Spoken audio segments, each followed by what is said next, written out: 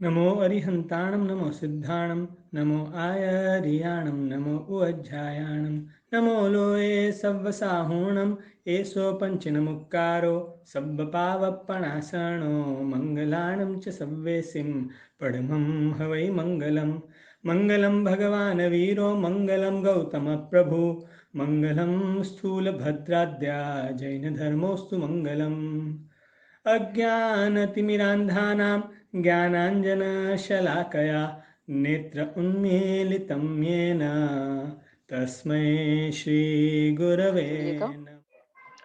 नमो अरिहंताणम नमो सिद्धाणम नमो आयर्याणम नमो उवत्सायाणम नमो लोए सव्वसाहूणम एसो पंच नमुक्कारो सव्वपावपणासनो मंगलाणम च सव्वेसिम पठमम हवई मंगलम। शाश्वत नवकार मंत्र के अर्थ के बाद पंचेंद्रिय सूत्र का अर्थ हम कर रहे हैं। जो सूत्र हमें ये बताते हैं कि हमारे गुरु में कौन से गुण होने चाहिए या कौन से गुण वाले जो है वो ही हमारे गुरु है। अगर गुरु में वो गुण नहीं है तो ऐसे गुरु को हमको गुरु नहीं मानना है। तो यहाँ पे हमारी 18 गुणों की पहले ही बात हो गई थी कि 5 प्रकार के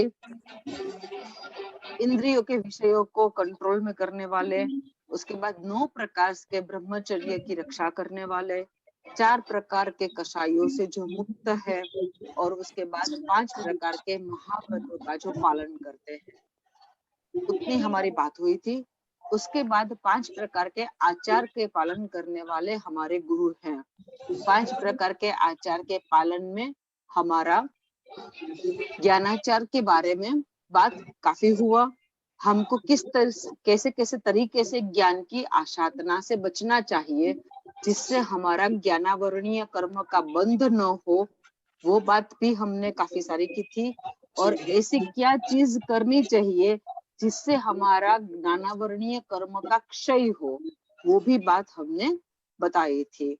आज हम 5 प्रकार के आचार में से दूसरा जो दर्शनाचार है उसके बारे में बात शुरू करते हैं।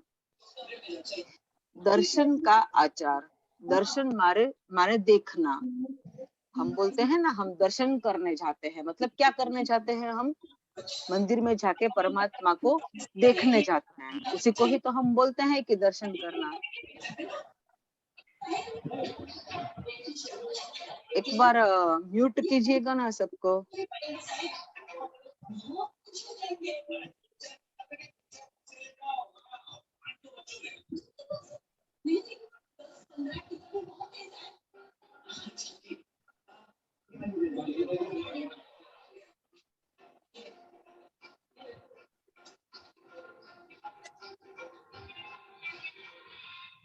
जो होस्ट है वो प्लीज सबको म्यूट कीजिएगा ना। जैसे ये यश जी का ऑडियो ऑन है। ओके,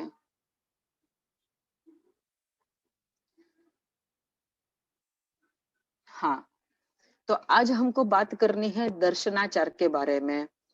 दर्शन माने देखना, तो उसमें किस तरह से हमको आचार का पालन करना चाहिए दर्शनाचार में। अगेन हम यहाँ पे हमको क्या नहीं करना चाहिए वो एक बात पहले कर देते हैं। दर्शन सब्जेक्ट है आंख का। आंख से हमको क्या करते हैं? आंख से हम देखते हैं और चीजों को पसंद करते हैं। जो हमको देखने में अच्छा नहीं लगता है वहां पे हम नहीं देखते हैं। अब हमको परमात्मा ने बताया है कि हमको क्या देखना चाहिए और क्या नहीं देखना चाहिए। तो परमात्मा ने हमको ये बताया है, जो जैन शासन के जितने भी अंग है उसका हमको दर्शन करना चाहिए, और वो हमको भाना चाहिए, वो हमको अच्छा लगना चाहिए। और परमात्मा के शासन के सिवाय की जो कुछ भी बातें हैं, जो कुछ भी घटनाएं हैं, वो हमको देखनी भी नहीं चाहिए। और अगर नजर में आ जाती है, चलते हैं हम आंख तो खुली रख के चलते हैं, बाहर निकलते हैं, घर में भी हम आंख खुली रख के रहते हैं। तो उस टाइम में हमको ऐसा क्या नहीं देखना चाहिए, या फिर जो नजर में आ भी जाता है तो इसमें हमारे राग द्वेष को हमको उसमें नहीं ऐड करना है। ऐसा जो भी है, जो परमात्मा के शासन से बाहर का है, वो सब बातें आज हम करेंगे। तो परमात्मा के शासन में क्या क्या आता है वो एक बार पहले समझ लेते हैं। परमात्मा के शासन में आता है सबसे पहले तो 7 क्षेत्र। 7 क्षेत्र माने कौन कौन से? सबसे पहले परमात्मा खुद अथवा परमात्मा की प्रतिमा। मतलब अगर साक्षात परमात्मा यहाँ विराजमान हो तो परमात्मा खुद, और नहीं तो उनकी प्रतिमा। जैसे यहाँ पे अभी साक्षात परमात्मा विराजमान नहीं है, तो परमात्मा को देखना चाहिए, परमात्मा की प्रतिमा को देखना चाहिए। फोटोज हो, प्रतिमा हो, भगवान का जो स्वरूप है वो हमको देखना चाहिए, उसका दर्शन करना चाहिए। उसके बाद क्या आता है परमात्मा के शासन में? मंदिर, जहाँ पे परमात्मा विराजमान होते हैं। अब चाहे वो हमारे घर के कोई अलमारी में छोटा सा एक ड्रॉअर हो, या अलग से एक स्वतंत्र छोटा सा अलमारी हो परमात्मा के फोटोज, मूर्ति वगैरह रखने के लिए, या हमारा घर का कोई एक पार्ट हमने मंदिर में ही कन्वर्ट किया हो, जहाँ पे प्रॉपर हम अंजन शलाका किया हुआ परमात्मा को रखते हो और पूजा करते हो, वो हो। और चाहे संघ का मंदिर हो या तीर्थ हो और तीर्थ के मंदिर हो, ये सब आते हैं जिन मंदिर में। ये सब का हमको दर्शन करना चाहिए। उसके बाद आता है तीसरा, परमात्मा की वाणी, जो गणधर भगवंतों ने सूत्र में रचा, वो जिसमें लिखे हुए हैं, वो सब आगम, वो सब सूत्र की किताबें, जैसे ये किताब भी है, या फिर जिस जिस किसी भी बुक में परमात्मा की वाणी के शब्द लिखे गए हो, परमात्मा के मैसेज लिखे गए हो, ऐसा जो कुछ भी है वो है श्रुत ज्ञान। उसको हमको पढ़ना चाहिए।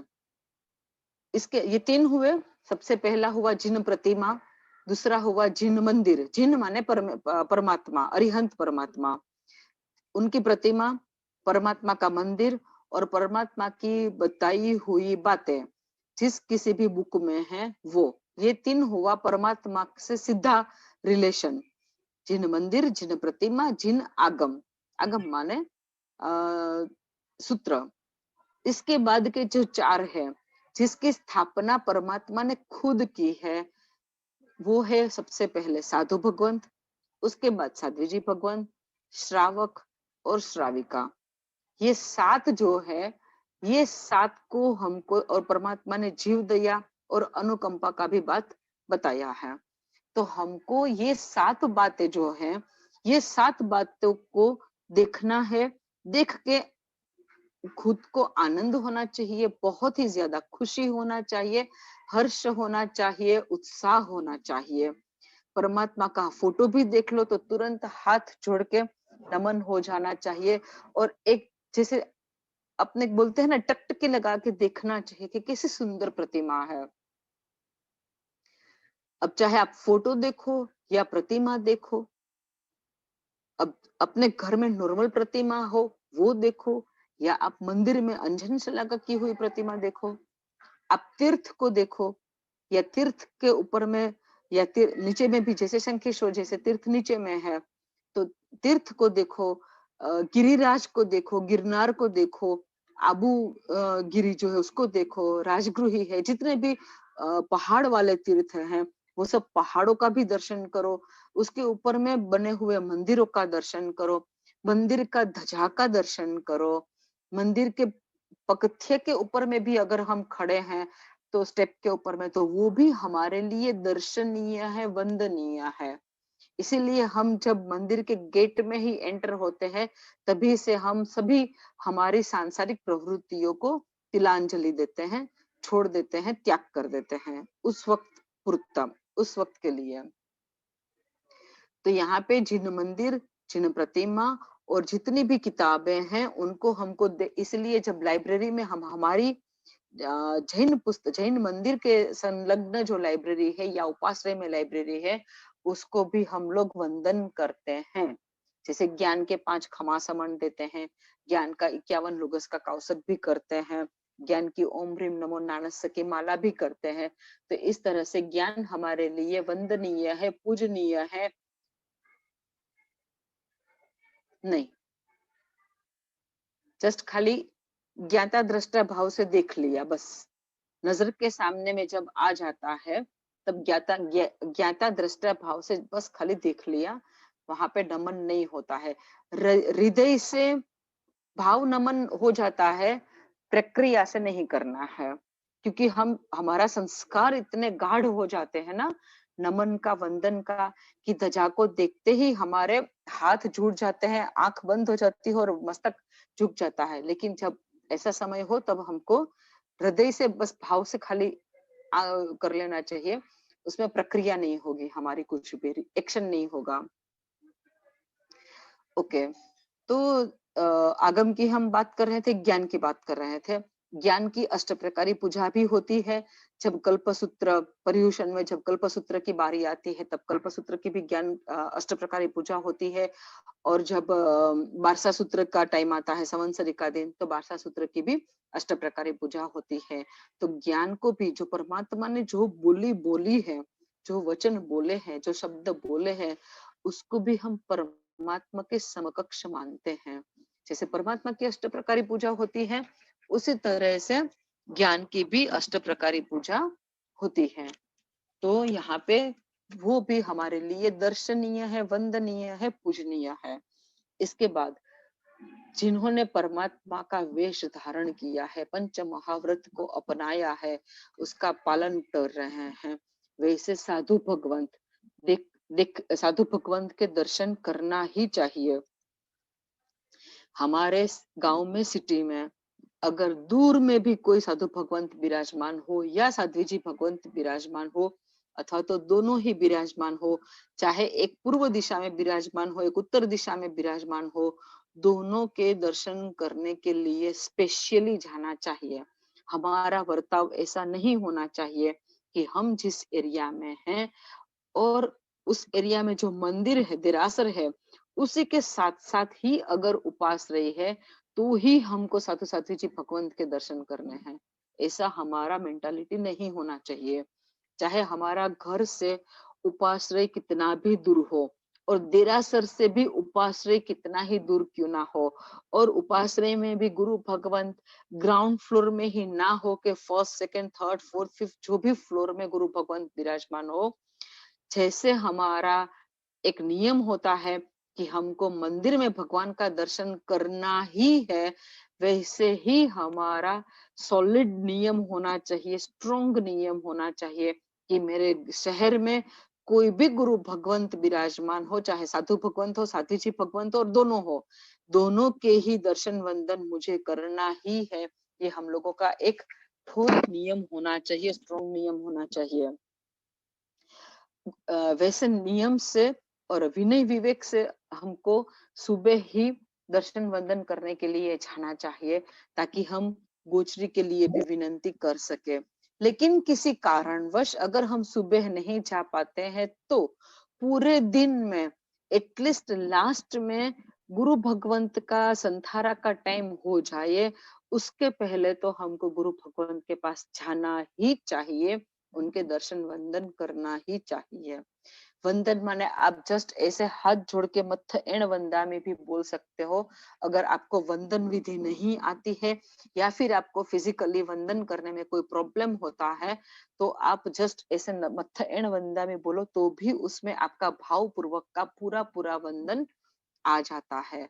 लेकिन कंपल्सरी गुरु भगवंत को दर्शन वंदन करने के लिए जाना ही चाहिए, चाहे कितने भी दूर क्यों ना रहते हो। ये एक बात खास ध्यान में रखिएगा। इसके बाद के जो दो है वो है श्रावक और श्राविका। हम किसको बोलेंगे श्रावक और श्राविका? तो ये समय में मतलब अभी ये जो 5वां आरा चल रहा है उसमें हम उनको श्रावक श्राविका बोल सकते हैं जो जैन कुल में जन्मे हुए हैं। अब वो कितना फॉलो करते हैं जैनिज्म, कितने व्रत नियमों का पालन करते हैं, वो बात यहाँ पे हमको नहीं सोचनी है। जो जैन जन्म से है उनको हम श्रावक और श्राविका बोलेंगे, और वो भी हमारे लिए दर्शनीय है, वंदनीय है।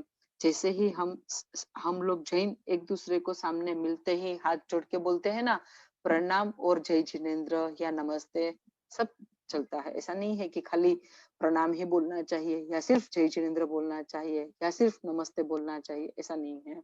आप कुछ भी बोल सकते। नमस्ते में भी, नमस्ते का भी अर्थ यही होता है कि तब आपको नमस्कार हो, और प्रणाम में भी वही अर्थ होता है कि आपको मैं नमस्कार करता हूँ।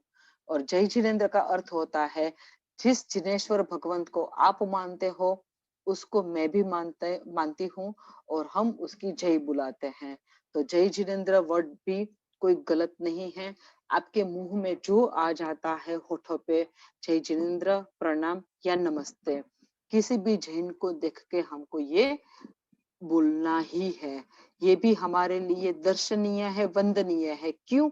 क्योंकि परमात्मा ने ही अपना केवल ज्ञान प्राप्त होने के बाद जो सबसे पहली देशना दी, उसमें परमात्मा ने सबसे पहले भाइयों को दीक्षा दी, उसके बाद बहनों को दीक्षा दी, और समवसरण में अब जब कोई दीक्षा की भावना वाले नहीं थे, किसी को संसार छोड़ना अपने लिए अशक्य लगता था, कष्ट सहन करना अशक्य लगता था, तो ऐसे लोग भी समवसरण में हाजिर होते हैं।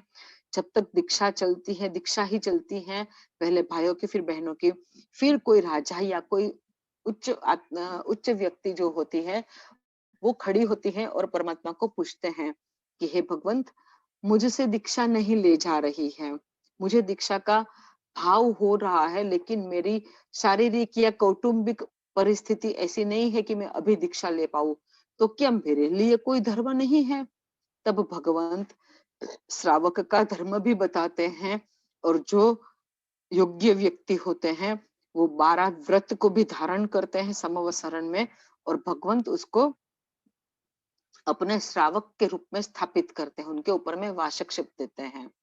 जैसे साधु को और साध्वी जी भगवंत को रजोहरण देके, ओघा देके उनको साधु और साध्वी जी भगवंत बनाते हैं, इसी तरह से श्रावक को और श्राविका को 12 व्रत या 12 व्रत में से कोई भी व्रत, एक व्रत भी लेते हैं तो उनके ऊपर में परमात्मा वाचकशब्द डालते हैं और उनको श्रावक और श्राविका के रूप में स्थापित करते हैं। तो जो परमात्मा ने स्थापित किया है, वैसे श्रावक और वैसी श्राविका हम लोग के लिए भी दर्शनीय है, वंदनीय है। तो उसका मतलब ये हुआ कि हमको हमारे जो जैन लोग हैं उनके साथ तो बिल्कुल झगड़ा नहीं करना चाहिए ना। जिसका दर्शन करने के लिए बोला गया है, जिसको वंदन करने के लिए बोला गया है, जस्ट हाथ जोड़ के प्रणाम करना, तो उनके साथ तो हमारा झगड़ा होना ही नहीं चाहिए, बिल्कुल नहीं होना चाहिए।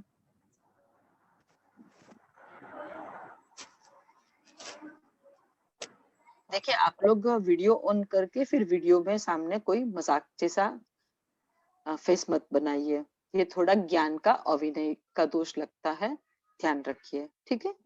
बच्चे हैं इसलिए कोई बात नहीं, शरारत करते हैं, लेकिन एक बार बताना मेरी फर्ज में आता है, इसलिए मैंने बताया। बच्चे सुनते हैं, यही बहुत बड़ी बात है, सच में बहुत बड़ी बात है। मैं जितनी अनुमोदना करूं कम है। जो ये क्लास में, जो ये स्वाध्याय में, ये जूम मीटिंग में जो लोग अपने बच्चे को लेकर बैठे हैं, रियल में सराहनीय है, रियल में तारीफ के काबिल है। क्योंकि बच्चे सुनते ही नहीं है पेरेंट्स की आजकल, और उनको ये सब बातें सुनने में बिठाना, ये पेरेंट्स को सच में बहुत ही धन्यवाद मैं देती हूँ। ओके, तो यहाँ पे हमारी ये 7 बातें दर्शनाचार के विषय में ये बात मैंने बताई।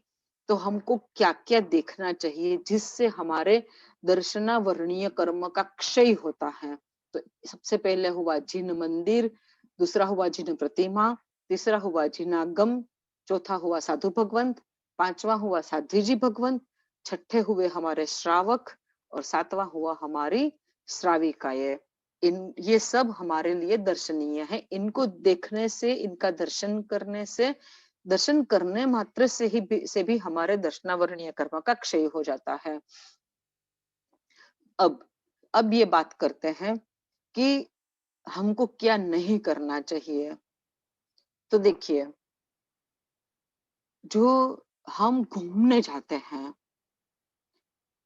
नदियाँ, पहाड़, झरने, sea beach, water parks, film, drama, TV, music show या कठपुतली के पपेट शो, कोई डांस का शो, कुछ भी अगर हम घर में भी अगर देखते हैं या घर से बाहर निकल के देखते हैं और स्पेशली वो देखने के लिए जाते हैं, तब तो हम बहुत ही ज्यादा कर्म को बांधते हैं, दर्शनावरणीय कर्म को।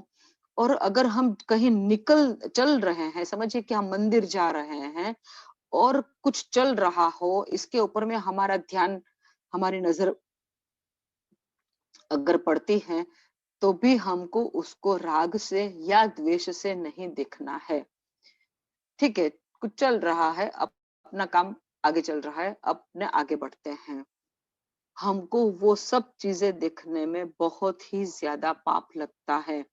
अगर हम हमारे मोबाइल में, लैपटॉप में, कंप्यूटर में, टीवी में परमात्मा की बातें छोड़ के, परमात्मा के फोटोज, वीडियोस, कोई किताब का ई बुक्स भी होती है तो उसका रीडिंग, या कोई साधु साथी जी भगवंत की कोई क्रिया दिखाई जा रही हो, किसी के काल धर्म के फोटोज आए हो, किसी का विहार के फोटोज या वीडियोज आए हुए हो, कोई कोई जैन श्रावक श्राविका का कोई तपस्या का अनुमोदना के लिए कोई फोटोज आए हो, किसी ने छोटे बच्चे ने उपधान की या वर्तमान तप का पाया डाला, ऐसी कुछ शास्त्र के शासन के लगती कुछ भी बात आई हो और वो अगर हम देखते हो, कोई तीर्थ का वीडियो है क्या, कोई मंदिर की प्रतिष्ठा का है, कोई जगह में ध्वजा का प्रसंग है और उसका बस वो सब हम देखते हैं, तो हमको पाप नहीं लगता है।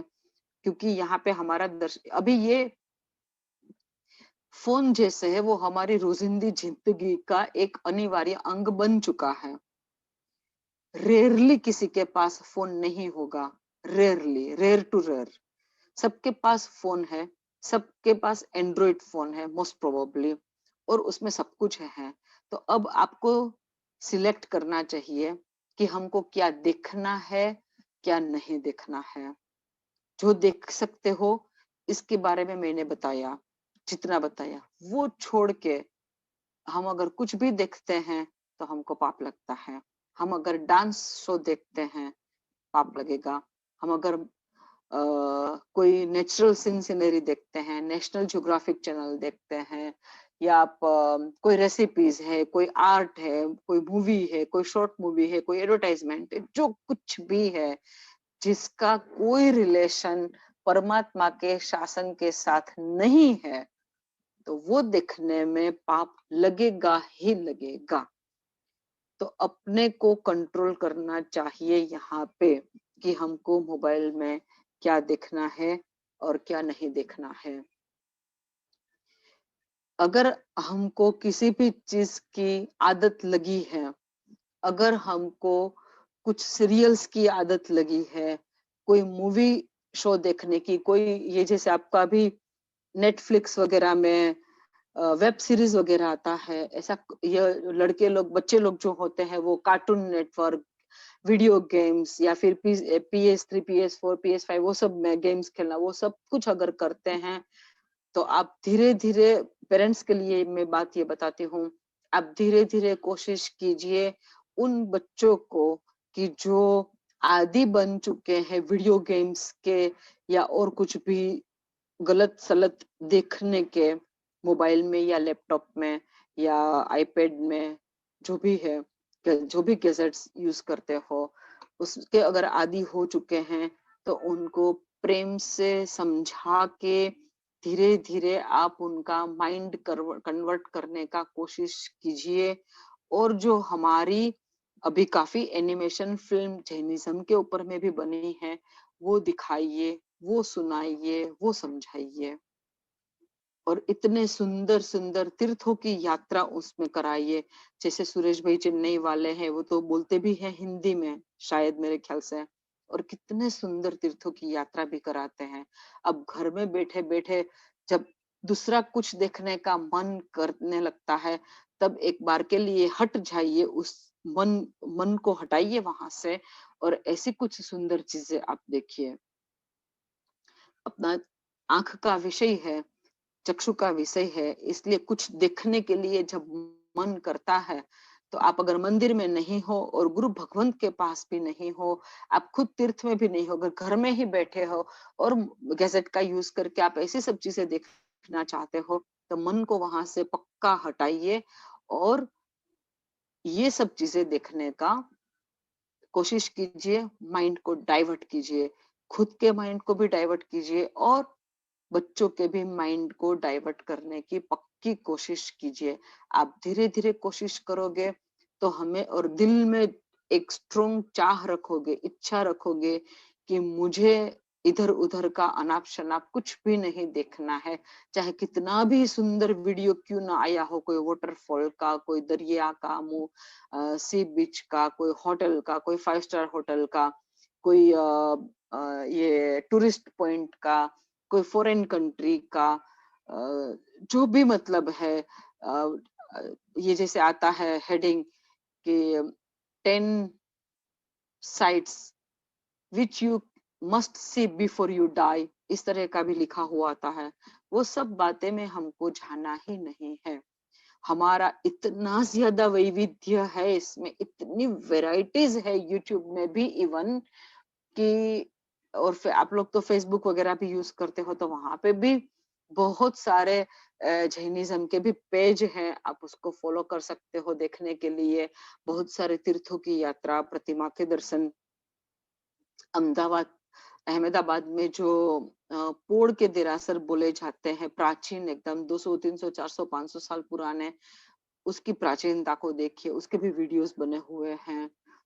तो कोशिश अगर करना शुरू करेंगे तो पक्का हमारा माइंड डाइवर्ट होगा और हम इधर उधर की बातें ना देख के जैनिज्म को, जैनिज्म के हर एक अंग को, हर एक वीडियोस को देखने के लिए हम प्रयत्न करेंगे और वो करने से हमारे दर्शनावरणीय कर्म का क्षय होगा और दर्शनावरणीय कर्म बंधेंगे भी नहीं।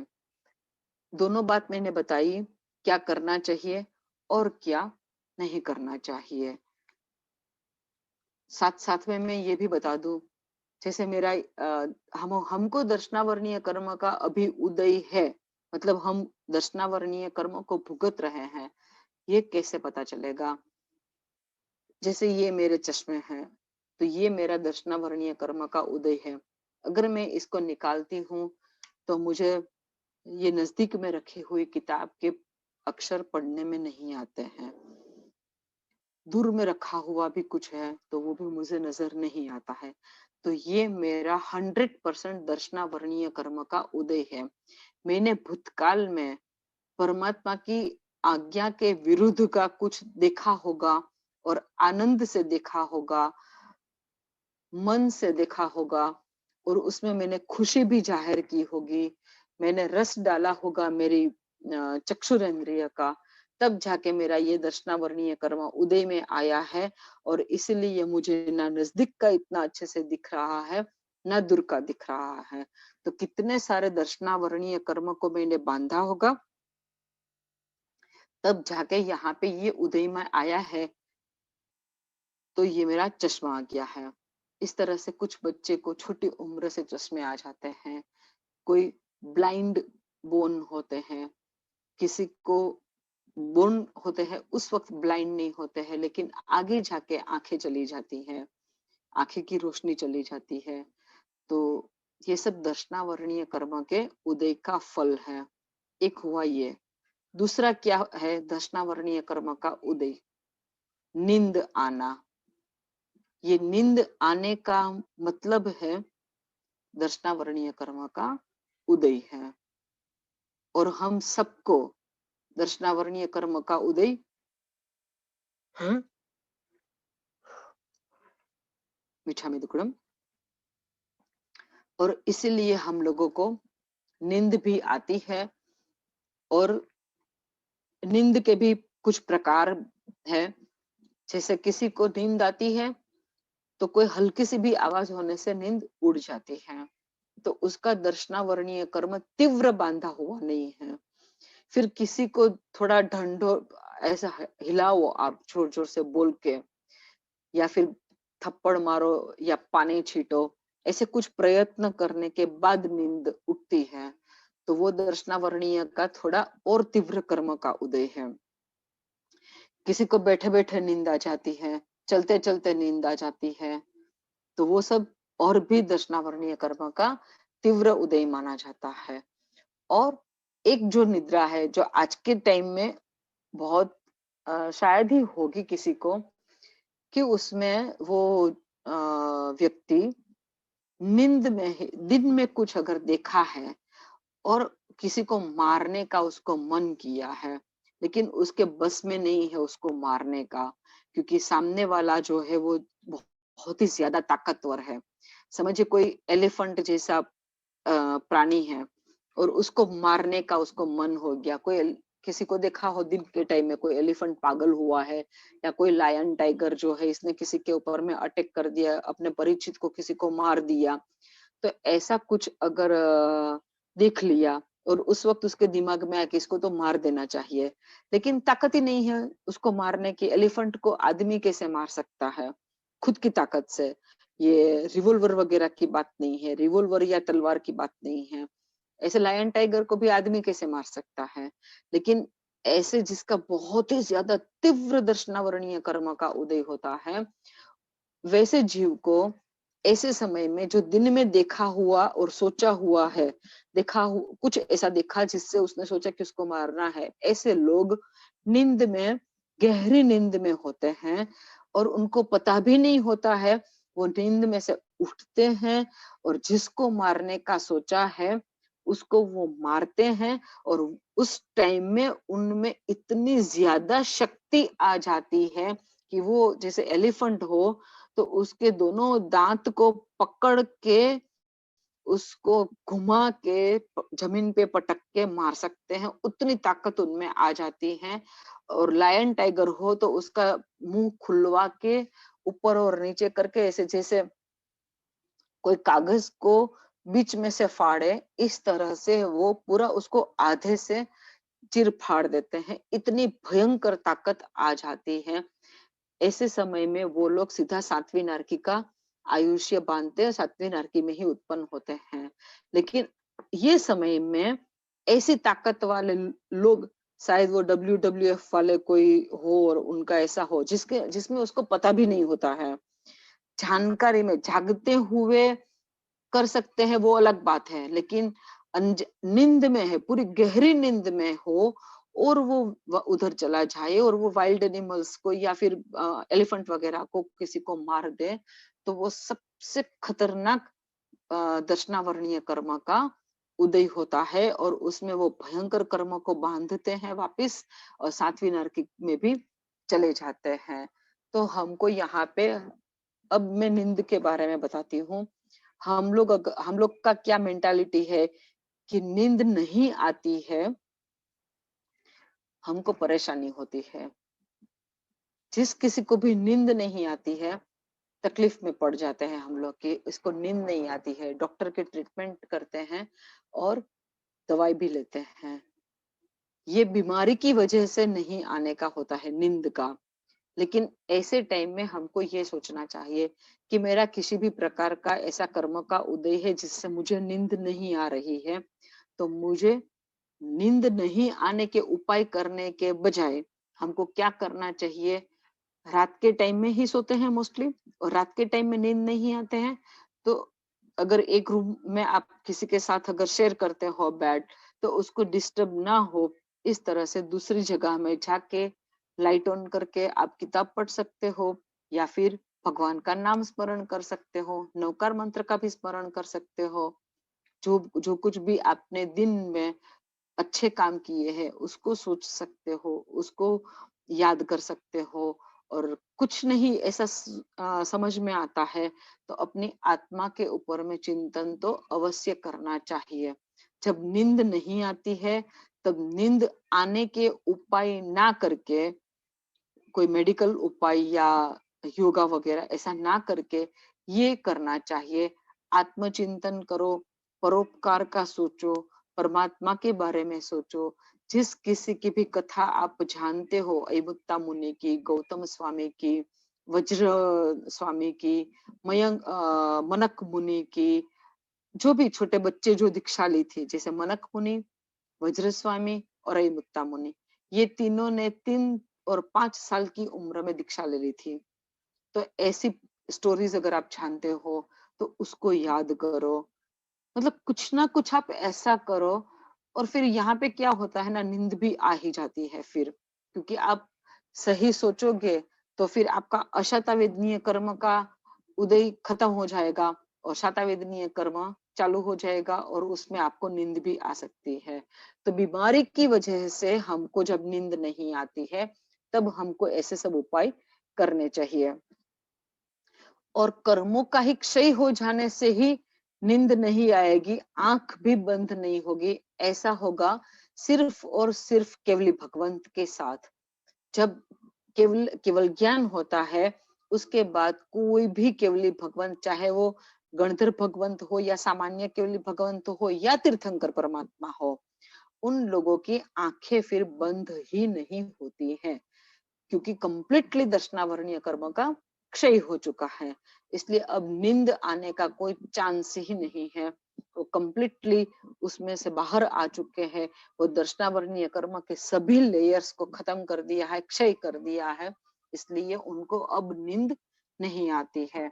तो दर्शनावरणीय कर्म बांधते कैसे हैं वो मैंने बताया। नींद आना वो दर्शनावरणीय कर्म का उदय, नींद नहीं आना वो अशाता वेदनीय कर्म का उदय। क्योंकि कंप्लीटली कर्म का क्षय होने से नींद किसको नहीं आएगा? सिर्फ केवली भगवंत को नींद बिल्कुल नहीं आएगा। जिसका दर्शनावरणीय कर्म कंप्लीटली क्षय हो जाता है उसी को ही नींद नहीं आएगा। हमको नींद आती है हमारे दर्शनावरणीय कर्म के उदय से। हमको अगर नींद नहीं आती है वो हमारे अशाता वेदनीय कर्म के उदय से। कुछ गड़बड़ होती है शरीर में तभी जाके नींद नहीं आती है। या फिर हमने दिन में शायद मानसिक श्रम इतना ज्यादा किया हो, मेंटल स्ट्रेस इतना ज्यादा लिया हो, या फिर आप लोग के एग्जाम्स चलते हो तो उसका टेंशन हो, या फिर स्टडी में इंटरेस्ट हो तो नींद उड़ जाती है। काफी कारण होते हैं हमको नींद नहीं आने के। लेकिन हम यहाँ पे उसको अशाता वेदनीय कर्म के उदय के रूप में लेंगे, क्योंकि नींद, अगेन मैं बोलूंगी, सिर्फ केवली भगवंत को नींद नहीं आती है, बाकी हर जीव को नींद आती है। क्योंकि हर जीव के दर्शनावरणीय कर्म अभी भी आत्मा के ऊपर में लगे हुए हैं।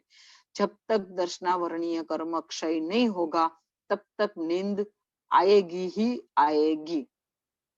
दर्शनावरणीय कर्म का क्षय कब होगा? जब केवल ज्ञान की प्राप्ति के समय में सबसे पहले मोहनीय कर्म का क्षय होगा, और संग संग ज्ञानावरणीय कर्म का क्षय, दर्शनावरणीय कर्म का क्षय और अंतराय कर्म का क्षय। ये 4 कर्मों का क्षय होने से आत्मा को केवल ज्ञान की प्राप्ति होती है। अब नींद आने की कोई वजह ही नहीं बची है। तो नींद आती है कर्म के उदय से। तो कौन से कर्म के उदय से नींद आएगी? दर्शनावरणीय कर्म के उदय से। और कौन से कर्म के उदय से नींद नहीं आएगी? इसका मैं एक एग्जांपल बताती हूँ। नींद आने से बॉडी को अच्छा लगता है, शरीर को अच्छा लगता है, थकान नहीं लगती, फ्रेश फील होता है, शाता फील करते हैं हम। अगर नींद आ गई अच्छे से तो हमारी बॉडी जो थकती है उसको भी आराम मिल जाता है, विश्राम मिल जाता है, रेस्ट मिल जाता है। और अगर हमको नींद नहीं आई रात को तो दूसरे दिन हमारा शरीर थकेगा, माइंड भी थकेगा, शरीर भी थकेगा।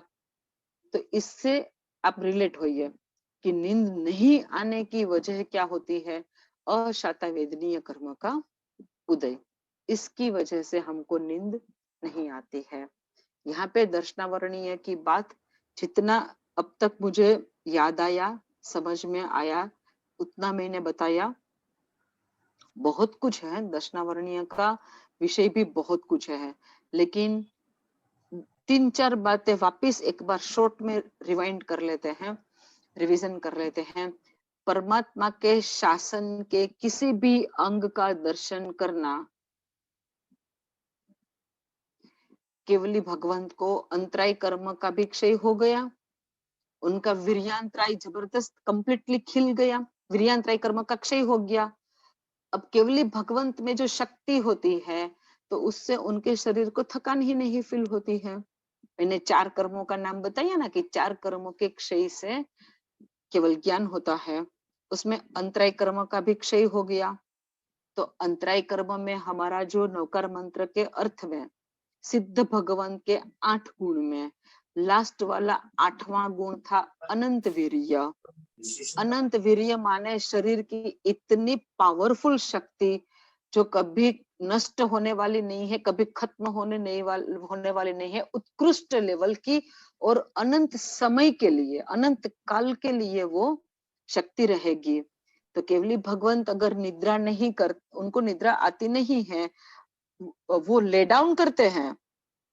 इवन तीर्थंकर परमात्मा भी जब केवल ज्ञान की प्राप्ति के बाद देशना देते हैं समवसरण में, तो समवसरण के 3 पार्ट होते हैं, पहला गढ़, दूसरा गढ़ और तीसरा गढ़। तो उसमें दूसरा गढ़ जो है, उसका एकदम बीचों बीच में देवता है, वो एक पलंग के जैसा बनाते हैं।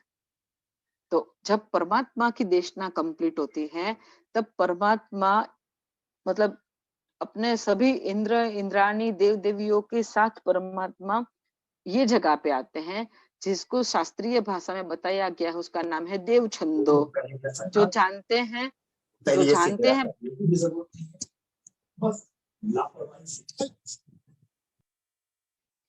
जो देव छंदो के बारे में जानते हैं, उनको समझ में आ जाएगा। तो वो देव छंदे पे आके परमात्मा ले डाउन होते हैं, लेकिन उनको आराम की जरूरत नहीं होती है। लेकिन ये देवताओं की और इंद्रों की, क्योंकि जब तक परमात्मा ले डाउन नहीं करेंगे, तब तक वहां से इंद्र इंद्राणी देव देवी कोई हटेंगे नहीं, सब कोई वहीं पे खड़े रहेंगे। परमात्मा अगर बैठे हैं या खड़े हैं, तो सब देवी देवता इंद्र इंद्राणी हाथ छोड़ के खड़े रहते हैं।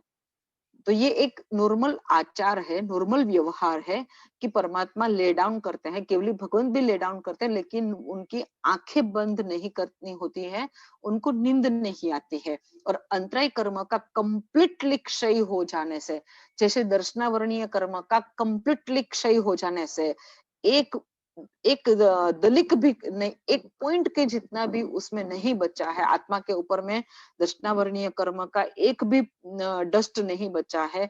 इसलिए वापिस दर्शनावरणीय कर्मों को बांधने का कोई रीजन ही नहीं बचता है। इसलिए कंप्लीटली क्षय हो जाने से जैसे नींद नहीं आती है, उसी तरह से वीर्यांतराय कर्म का कंप्लीटली क्षय हो जाने से केवली भगवंत को या अरिहंत परमात्मा के शरीर को थकान नहीं लगती है। समझ में आया? ओके। जितनी बातें मुझे अब तक याद आई, इतनी बातें मैंने दर्शनावरणीय कर्म, हाँ, हम रिपीट कर रहे थे। तो दर्शनावरणीय कर्म में हम दर्शनावरणीय कर्म ना बंधे और आचार का पालन हो, इसलिए क्या करना चाहिए? हमेशा देरासर का दर्शन, संग संग साधु साधु जी भगवंत का दर्शन, हमारी लाइब्रेरी, जिसको हमको एक्चुअली बोलना चाहिए ग्रंथालय, ग्रंथालय बोलना चाहिए, उसका दर्शन करना चाहिए, उसकी पूजा करनी चाहिए। जितना हो सके उतना ज्यादा मंदिर में समय हम दे, जितना हो सके उतना ज्यादा हम परमात्मा, अरे साधु साधु जी भगवंत को समय दे, उनके पास रहे, ताकि कंटिन्यू वो हमारी आंख के सामने में हो और हमारे उसके दर्शन चलते रहे।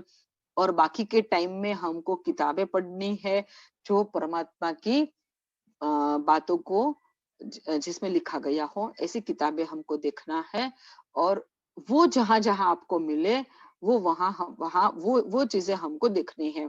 तीर्थों की यात्रा करनी है, जहां जहां देरासर हैं, इवन हमारी सिटी में जितने भी मंदिर हो और घर देरासर हो, गृह जिनालय, वो भी हमको मैक्सिमम दर्शन करने चाहिए उसके। ऐसा नहीं कि हमारे एरिया में एक देरासर है तो हम उसी का ही डेली दर्शन करेंगे। हमारे पास अगर देखना है कि हमारा किस तरह से दर्शनावरणीय कर्म का क्षय होते रहे और नया न बंधे, इसलिए बंधेगा तो सही अभी जब तक हमारा क्षय नहीं होता है तब तक, लेकिन हमको अगर कोशिश करें तो ज्यादा से ज्यादा हमको देरासरों का दर्शन करना चाहिए। और देरासर में भी जाके जितनी भी प्रतिमा है उनके सामने में हाथ जोड़ के मस्तक नमा के नमो जिणाणम बोलना चाहिए। ऐसा नहीं कि खाली मूल नायक का दर्शन कर लिया और बाकी के साइड के प्रतिमा को खाली बस ऐसे ही, ऐसे नहीं, एक एक प्रतिमा के सामने में जाके हमको दर्शन करना चाहिए। इस तरह से हम जब तीर्थ में जाते हैं तब भी जितने देरासर हो एक तीर्थ में, सभी देरासरों का भी दर्शन करना चाहिए और सभी प्रतिमाओं का भी दर्शन करना चाहिए। चाहे आप थोड़ी स्पीड, आप जैसे शंखेश्वर में जाते हो तो शंखेश्वर में प्रदक्षिणा में कितनी बड़ी प्रदक्षिणा है और प्रदक्षिणा में कितनी देरियां हैं और देरी में एक एक देरी में कितने भगवान हैं, सबके दर्शन करना चाहिए। समय हमको रूम में कम बिताने हैं, पलंग पे कम बिताना है, खाने पीने में हमको कम समय देना है, लेकिन हमको देरासर में दर्शन करने में समय ज्यादा देना है। और शंखेश्वर, पालिताना, गिरनार, ये सब तीर्थ ऐसे है कि वहां पे आपको साधु साथ विजय भगवान भी बहुत मिल जाएंगे। तो हमको पता करना चाहिए कि तीर्थ में चलो भगवान का दर्शन हो गया, अब जब देरासर मांगलिक हो जाता है तो ऑब्वियसली हमको देरासर में से निकल जाना पड़ता है। तो देरासर से बाहर निकलते हैं, बाहर से भी देरासर का दर्शन कीजिए, ध्वजा का दर्शन कीजिए। क्या भावना भाई है वहां पे कि कैसे वो पुण्यशाली लोग होंगे, भाग्यशाली लोग होंगे जिन्होंने इतने सुंदर मंदिरों का निर्माण किया है। और फिर पता कीजिए कि कहाँ कहाँ पे गुरु भगवंत है। हर एक उपाश्रय में, धर्मशाला में, रूम में जाके आप साधु साधु जी भगवंत का भी दर्शन वंदन कीजिए। तो जितना ये हम ज्यादा करें इतना ज्यादा हमारा दर्शनावरणीय कर्म का निर्जरा होगा। और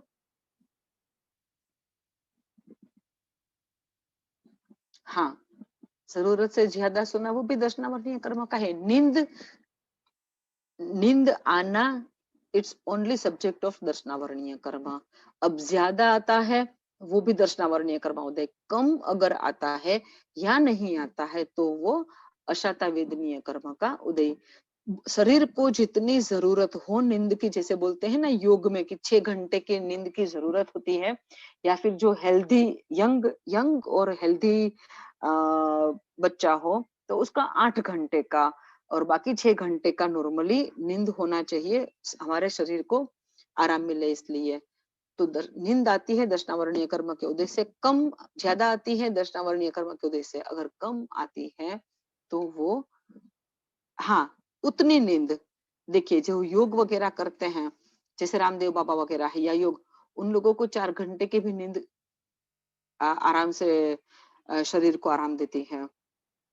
4 घंटे की नींद भी कर ले वो लोग तो उन लोग के लिए अच्छा है। हमारे गुरु भगवंत कितना कम सोते हैं और कम सो के वो लोग अपनी नींद को उड़ाते हैं। एक्चुअली नींद आ रही होती है लेकिन वो नींद को उड़ाते हैं और अपनी साधना में लग जाते हैं ताकि उनके दर्शनावरणीय कर्म का क्षय हो। हम लोगों को अगर बहुत ज्यादा नींद आती हो तो हमको प्रयत्न करके नींद को कम करना चाहिए। उतनी ही नींद लेनी चाहिए जितनी हमारे शरीर को और ब्रेन को जरूरत हो। उससे ज्यादा, अगेन, नींद आना दर्शनावरणीय कर्म का उदय है। जितनी जरूरत हो उतनी ही नींद लो, वो शातावेदनीय कर्म आपका ठीक रहेगा। लेकिन हम बहुत ज्यादा नींद लेंगे वापिस अपना दर्शनावरणीय कर्म और भी बंध ज्यादा बढ़ेगा और भी तीव्र होते जाएगा। और हमारी अगर कम नींद है, वो फिजिकली या मेंटली स्ट्रेस की वजह से, किसी बीमारी की वजह से, तो वो हमारा अशाता वेदनीय कर्म का उदय है। और उसके लिए उस वक्त हमको क्या करना चाहिए, जैसे मैंने सब बातें बताई, या आप पढ़ो या फिर भगवान के गुण गाने में, गीत गाने में आप अपना समय व्यतीत करो। तो इस तरह से हम हमारा दर्शनावरणीय कर्म का उदय को भी उदय में आने से हम उसको थोड़ा निग्लेक्ट करके कर्मों का निर्जरा भी कर सकते। बहुत ज्यादा नींद आती है, दर्शनावरणीय कर्म का उदय हुआ, लेकिन हम प्रयत्न पूर्वक जाग सकते हैं और वो जाग के हम हमारे कर्मों को निर्जरा कर सकते हैं। और नए कर्म हम इधर उधर का कुछ ना देख के, अगर हम परमात्मा की बातों को ध्यान में रख के वही सब बातें अगर देखते हैं, तो हमारा दर्शनावरणीय कर्म का बंध भी बहुत कम हो जाएगा। ठीक है, आज दर्शनावरणीय कर्म दर्शनाचार के बारे में इतना ही सब बातें बताई। दर्शनाचार का पालन कैसे करना, दर्शनावरणीय कर्म का उदय जब होता है तब हमारे साथ क्या होता है, दर्शनावरणीय कर्म का बंध नहीं करने के लिए क्या क्या उपाय बताया, ये सब बातें बताई है। जरूर कोशिश कीजिएगा कि जितना हो सके इतना हम ये सब के बारे में सोचें और इसको हमारी लाइफ में अप्लाई करने की कोशिश करें। छिन्नाज्ञा विरुद्ध कुछ भी कहा गया हो तो त्रिविधे त्रिविधे मिच्छामि दुक्कडम। किसी को कुछ पूछना हो तो पूछ सकते हो।